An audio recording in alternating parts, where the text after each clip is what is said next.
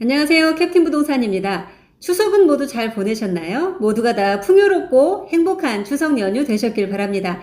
자, 추석 이후에 처음 보내드리는 KB 시세와 시장 동향 시간입니다. 지난주, 아니 이번 주에는 KB 시세는 업데이트되지 않았습니다. 추석 연휴처럼 이렇게 길게 빨간 날이 끼어있을 때는요, KB 시세도 그 주는 쉬어간다라고 보시면 되겠습니다. 그래서 지금 보여드리는 KB 시세는 지난주에 업데이트된 내역을 보여드리는 겁니다. 자, 요 표요. 여기 빨간색 글자들로 표시된 것들 지난주에 업데이트된 내역이고요. 이번 주에는 업데이트가 되지 않았습니다. 그래서 동일한 시세라고 보시면 됩니다. 자, 대부분 이렇게 좀 빨간 글자들이 보이고 있는데 한 500에서 1000 그리고 자이 아이비 플레이스 같은 경우에는 2,500만원까지 지난주 전주 대비해서 KB 시세 상승이 있었고요. 좀 큰 폭으로 상승한 단지가 있습니다. 여기 유승현레드 센트럴 같은 경우에는 그 전주에 비해서 3,500만원 상승하면서 KB 시세 일반가 기준 8억 4천까지 올라왔습니다.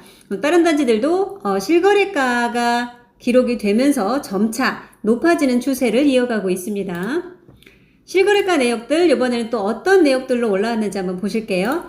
색깔들을 보시면은요, 제가 이번에는 두 가지 색깔로 표시를 했습니다. 지난주에 업데이트가 되었던 것들은 이렇게 핑크색으로 했고요. 또 요번 주에 추석이 지나고 나서 새롭게 올라온 것들은 이렇게 주황색으로 오렌지색으로 표시를 했으니까 둘 다 2주간 새로 올라온 내역들은 세 글자로 표시를 했구나 라고 생각하시면 좋을 것 같습니다.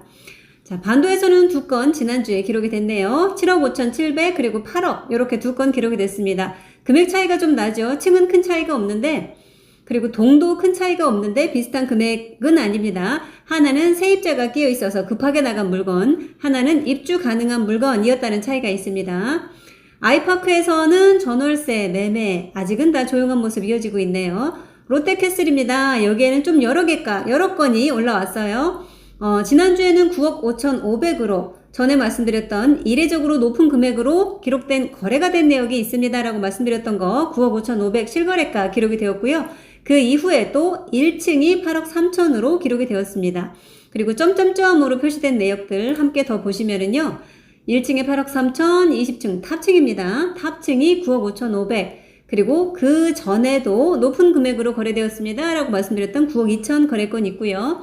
8월달 거래건들 8억 7천, 8억 7,700, 8억 8천 요런 금액들로 올라온 것들 확인하실 수 있습니다. 그리고 아시죠? 5억 9천 5억대로 떨어졌네 라고 흥분하시면서 보면 절대 안 된다는 거예요. 이건 일반적이지 않은 가격이다 라고 하면 직거래거나 특수사정이 특수한 거래구나 라고 생각을 하시면 됩니다. 일단 시세를 판단하실 때 이런 물건들은 제외하고 봐주세요.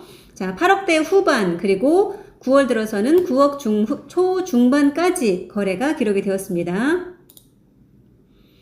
아이비 플레이스입니다. 여기 또 104타입에서 41평형대에서 12억으로 추가 거래권 올라왔습니다. 월세 올라오고 있고요.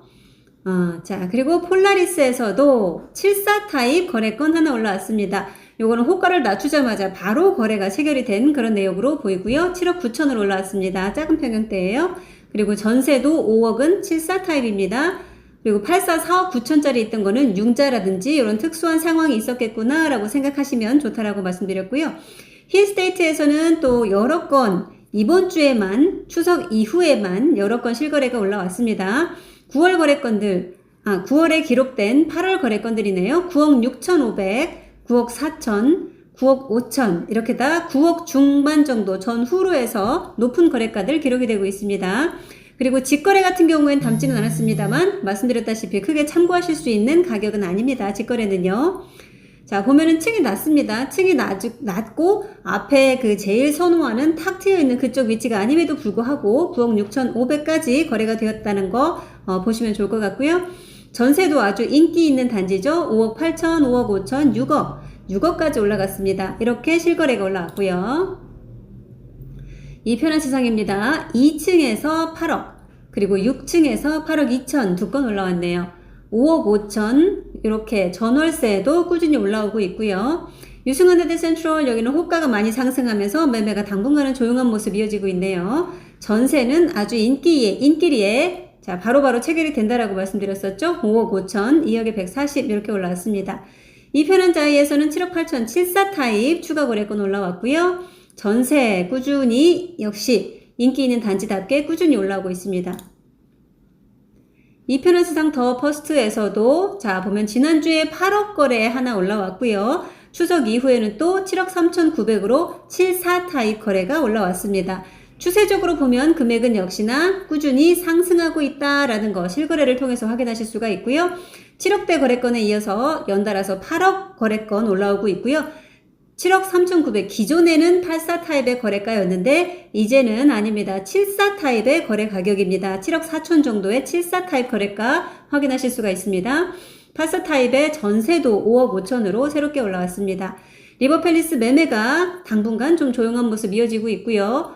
5억 2천으로 전세가 하나 업데이트 되었네요. 골든뷰 주변에 있는 세대수가 좀 적은 단지라고 말씀드렸죠. 골든뷰 그리고 이렇게 또 리버파크 두 단지는 거래가 활발하게 이루어지지는 않고 있습니다. 지금직으로 넘어갑니다. 에일리넷들에서 매매는 이번 주 역시 조용했고요. 대신 전세가 추가가 되었습니다. 신한 포레에서 많은 거래가 올라왔네요. 지난주에는 7억 7천 거래권 올라왔고 이번 주에는 8억 그리고 8억에 가까운 금액이라고 봐야 되겠죠. 사실상의 8억이네요. 200 빠진 8억. 자, 8억 거래권 2개가 올라왔습니다. 전세도 역시 5억대로 꾸준히 올라오고 있고요. 금강 1차에서 지난주에 8억 3천 거래권 추가가 되었습니다. 전세도 꾸준히 실거래가 업데이트가 되고 있습니다. 금강 2차에서는 또 하나 눈여겨볼 만한 실거래가가 기록이 되었죠. 전에도 9억이 하나 있었습니다만 그 이후로 또 이렇게 8억 거래건들이 차곡차곡 채워지다가 또 한 번 9억 거래건 이렇게 또 새롭게 올라왔습니다. 9억 하나 보실 수 있고요. 8억 4,300 지난주에 올라온 실거래가 내역까지 함께 확인해 보세요. 한강 반도 유보라 반도 2차에서 7억 7천으로 거래건 추가가 되었습니다. 프로지오에서는요. 자, 지난주에는 이렇게 6억 5천, 6억 8천 7백으로 5구 타입 거래건들 올라왔었고요. 이번 주에는 6억 2천으로 51 타입 기록이 되었습니다. 다 보면은 여기는 계속 신고가를 갱신하고 있습니다. 5구 타입 같은 경우에 이제 7억에 가까운 6억 8천 7백, 거의 7억에 근접한 수준으로 거래가 올라왔고요. 51 타입은 기록할 때마다 1,000만원씩 올라가고 있는 모습입니다. 전에 6억 찍고 6억 1천, 지금은 이제 6억 2천까지 매번 1,000만원씩 이렇게 올라가면서 실거래가를 올리고 있습니다. 가격을요. 자, 전월세 인기리에 여전히 올라오고 있고요. 거래가 되고 있습니다. 신한 리버입니다. 신한 1차에서도 7억 8천 거래건 추가가 되었습니다. 4억 8천 전세도 올라왔고요. 그럼 네이버 호가 한번 쭉 살펴보시기 바랍니다. 큰 폭의 변화는 없다. 하지만 호가가 약간 낮아지거나 새로운 물건이 추가된 것들도 조금은 있다 정도로 요약해서 말씀드릴 수 있겠네요. 관심단지 위주로 한번 쭉 훑어보시기 바랍니다.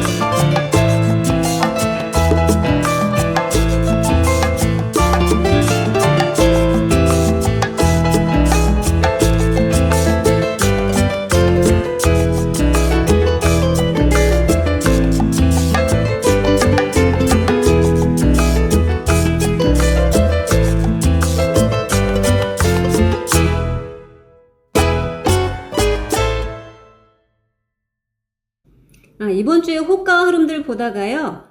반도 유보라에 있는 7억 7천짜리 좋은 물건입니다. 새겨있는 물건 보실 수 있을 것 같고 이 편한자에서 한동안 좀 거래가 다 매매가 호가가 상승하면서 사라졌던 7억 6천 금액 선에서 볼 수 있는 물건들 좋은 것들 추려서 보시면 좋을 것 같습니다. 이번 주 키워드는 제가 들었던 재미있는 표현인데 한번 가져와 봤습니다. 합리적인 가격이라는 말입니다. 이게 상당히 주관적인 말입니다. 그리고 어느 입장에서 보느냐에 따라서 정반대의 의미를 가질 수도 있구나라는 것을 최근에 깨달았는데요. 매도인 입장에서 볼 때의 합리적인 가격, 그리고 매수자가 바라보는 합리적인 가격, 분명히 같은 워딩, 같은 말을 쓰고 있는데 정반대의 의미를 갖고 있더라고요.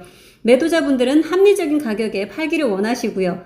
왜냐하면 주변에 우리 집보다 못한 물건이 이 정도 금액대이기 때문에 그보다 좋은 우리 집은 더 위의 금액으로 매매를 하고 싶다라는 뜻이고요.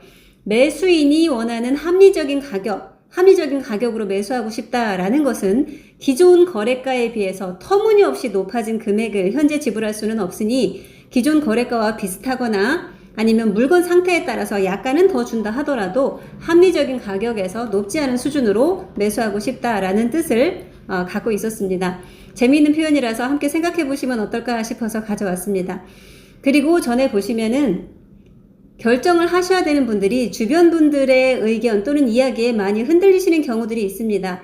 물론 그렇습니다. 가장 큰 결정, 가장 큰 돈이 나가는 일생일대의 결정이기 때문에 주변 분들의 의견을 들어가면서 신중하게 결정하셔야 되는 것은 물론 맞습니다만 그 의견들에 지나치게 주의를 기울이다가 때를 놓치시는 경우들을 많이 봐왔습니다.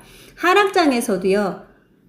분명히 이 집이 너무나 마음에 들었고 내 집은 이미 매도가 되어서 나는 사야 하는 상황임에도 불구하고 지금 경제 상황이 좋지 않은데, 경기가 좋지 않은데 지금 시점에 사는 것보다는 기다려야 할 것 같다라고 막연히 지인분들이 말씀하셨기 때문에 결정을 못 하시고 그 거의 최저점을 놓치신 분들도 여러 분 되었고요. 그리고 팔 수 있는 매도 타이밍 같은 경우에도 지금 파는 게 맞니? 상승 흐름 좋은데 너무 싸게 파는 거 아니야? 이런 말을 들어서 또 보류하셨다가 좋은 기회를 놓치시는 매도인 분들도 많이 봐왔습니다. 그래서 무조건 지금 팔아라, 사라 라는 걸 떠나서 여러분들이 지금 결정을 하셔야 되는 시기라면 주변 의견들을 참고는 하시되 결정은 주체적으로 책임감 있게 그 모든 책임은 다 내가 져야 하고 내 돈이 나갈 거기 때문에 내 주체적으로 판단을 해보시면 좋겠다라는 말씀 덧붙이면서 마무리하겠습니다.